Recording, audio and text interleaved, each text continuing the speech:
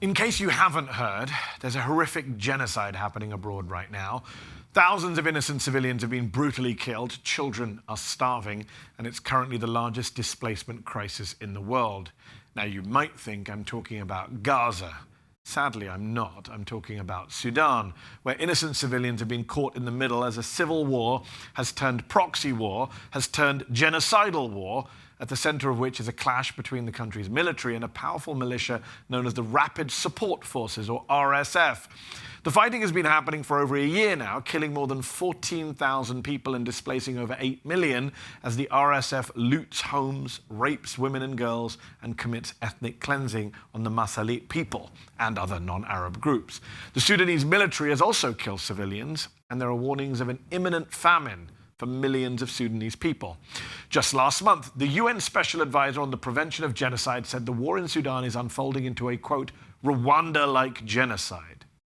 All of this genocidal violence began just 4 years after what many hoped would be a new dawn for Sudan, when then dictator Omar al-Bashir was ousted in 2019 following months of protests.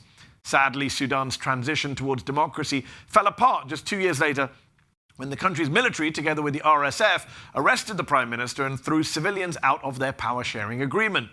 After that coup, though, the RSF and the Sudanese military, surprise, began their own power struggle, culminating into the violent and vicious civil war that we see today. But wait, Mehdi, I don't see any civil war on my TV. Well, as Guardian columnist Nesrine Malik points out, the tragedy in Sudan has become so neglected, so underreported, so ignored, that many journalists themselves now refer to it as the, quote, forgotten war. Here on Mehdi Unfiltered, to make sure we don't forget and to offer some explanation on what's driving this genocide, is Nesrine Malik herself, an award-winning British-Sudanese columnist for The Guardian. Nesrine, thanks so much for coming on the show. Before we get into the politics and the history of this, I know you must have family and friends still in Sudan. How are they doing right now? Are they okay? Are they safe? Thank you for asking, and thank you for having me on. They are okay, but it is increasingly difficult for them to remain safe. The way that it has played out over the past few months is that it's very hard to stay safe in one place. As you described, the war is unfolding at rapid speed and it's spreading throughout the country. But their experience so far has been to flee towns to smaller towns, to flee the capital into smaller towns, and then as the RSF progressed throughout the country, having to leave those smaller towns and then move to smaller villages. So it's a sort of running of the gauntlet that is still continuing, and people are being pushed further and further away from where they were based. But that is a dynamic that's happening all over the country. So you have people in the center being pushed the east, people in the west being pushed further west, and also people in the center being pushed to the north. So that gives you an idea of the sort of churn of movement that has been happening over the past few months. And Nesrine, dare I ask, when you look at what's happening around the world, and people are looking at Ukraine, and people are obviously looking at Gaza, how bad are things in Sudan when you look at a global picture of conflict? They are very bad. But there is a challenge with the conflict in Sudan, which is twofold. One is that it's very hard to get information from within the country because the war unusually started within the capital. The way these wars happen often is they start sort of in the periphery and then encroach upon the capital. So there's time to get the word out. But the way this happened is that the capital went first. And so with it went NGOs, human rights organizations, civil society, comms, the banking system, it's just the general communication structure of the country. So there's very little information happening to give people an understanding of just how bad it is. There's 4 degrees of tragedy happening in Sudan at the moment. You've got ethnic cleansing in the west. You've got a refugee crisis within and without, people moving within the country and people having to leave the country. You've got a humanitarian crisis, so people not being able to access food, shelter, medicine. And there is also a massive looting dynamic happening. So there's people being not only pushed out of their homes, but a sort of strange wartime resettlement is happening as well. So the people who've left those areas will find it very difficult to come back because the earth is being scorched where they were. So that's the first thing. That's sort of the degree of how bad it is and why we can't, why we don't have enough information about that.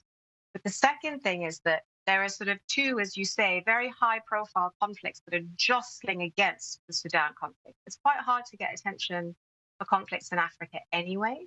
Yeah. And then when they're competing with arguably the largest European war since World War II, and the sort of largest in conflagration in the Middle East since the 73 war, or in sort of in the Levant, you really are up against a lot of competition, both in terms of media attention and in terms of resources. So human rights organizations, the United Nations, the funding drive for Sudan by the United Nations has been ongoing, sort of different United Nations departments has been ongoing for a few months, and it is tragically underfunded.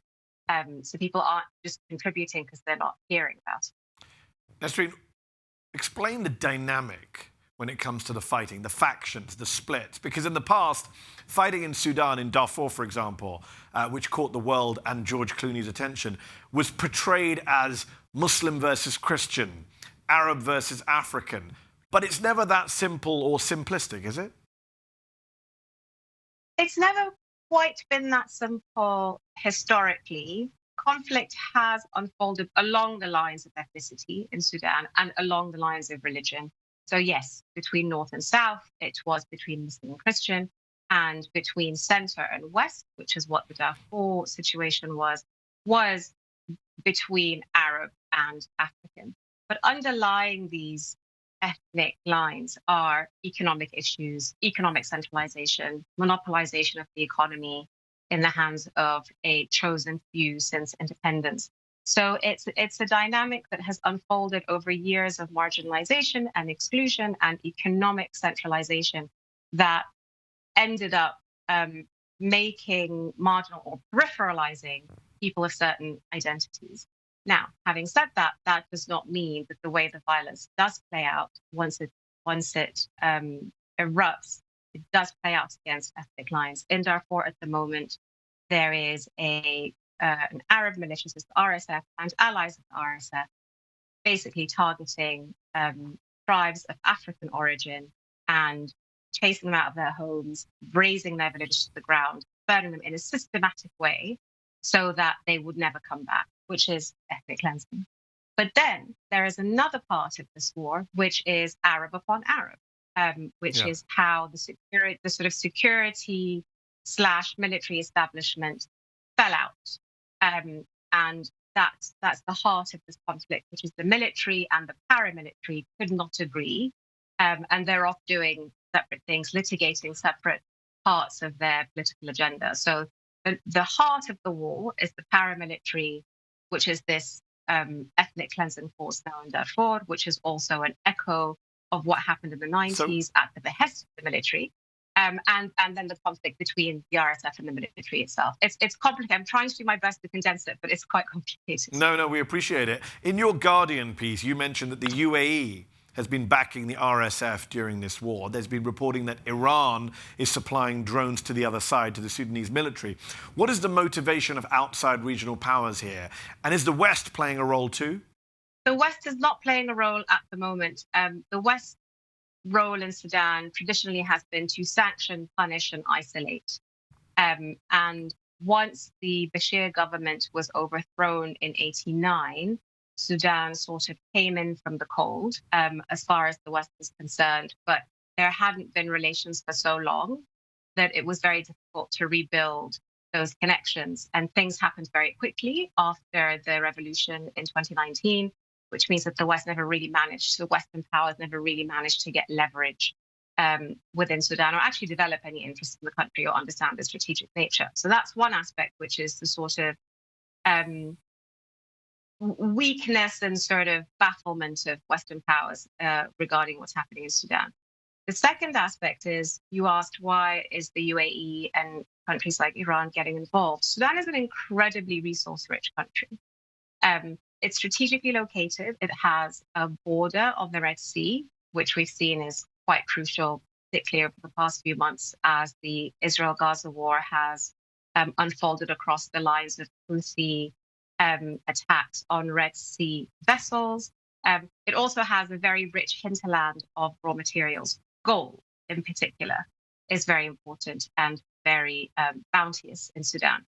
The UAE has a historically fruitful relationship with the RSF and also with the military before things unraveled to where the RSF basically captured gold-rich territories in marginalized parts of Sudan and then basically flew these gold shipments out to the UAE where it got the resource at preferential prices. So there's a gold trade history between the RSF and the UAE, but there's also a large aspect of this is just it's a punt for the future.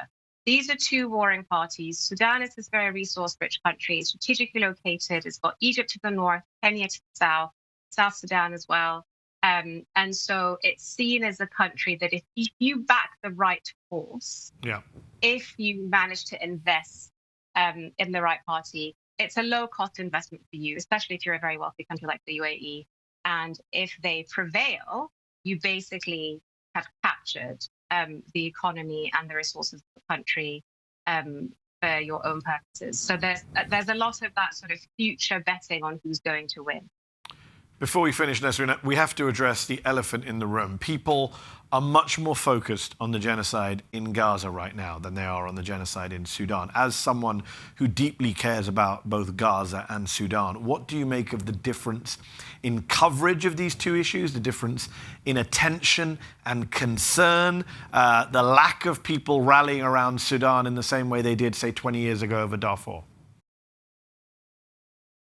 As you say, I care deeply about the two, and the Sudanese care deeply about Gaza as well, and I think resent the fact that Sudan isn't getting attention, resents that being used as a way to sort of delegitimize or invalidate support for Palestinians and people in Gaza in particular. Look, it's part of it is human nature. Sudan has been a country in conflict for so long.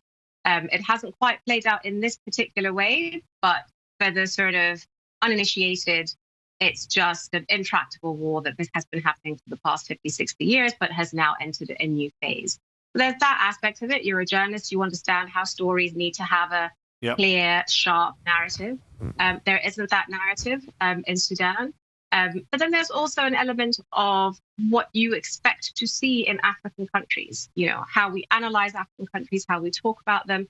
We don't tend to foreground their culture, their stability. This is something I've been trying to do since the war started, just to show that, parts of Sudan, particularly Khartoum, were very stable, prosperous, peaceful areas before this started. So we don't tend to think of war happening in countries like Sudan as a profoundly tragic and destabilizing thing, and more as business as usual.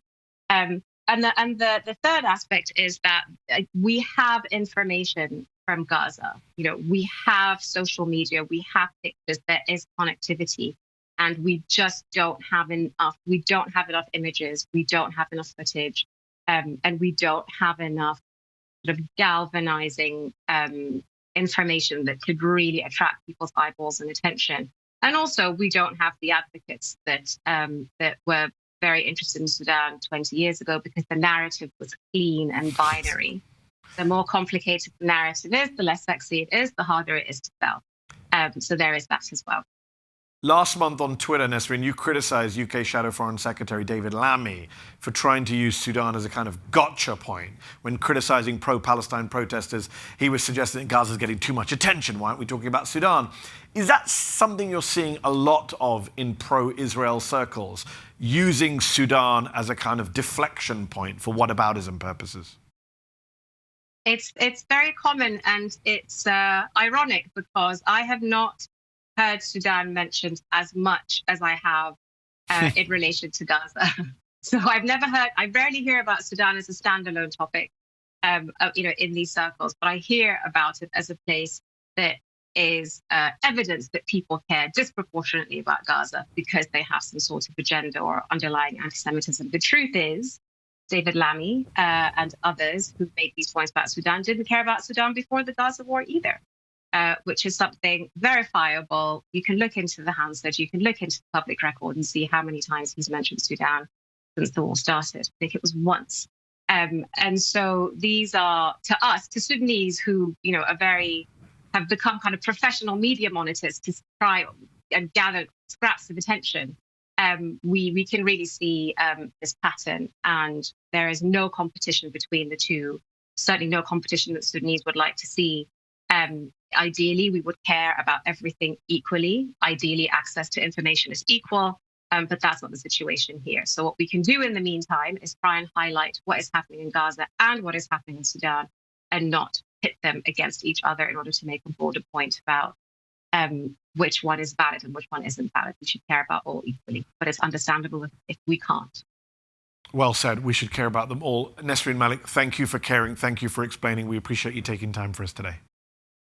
Thank you for having on. I appreciate you giving us the time.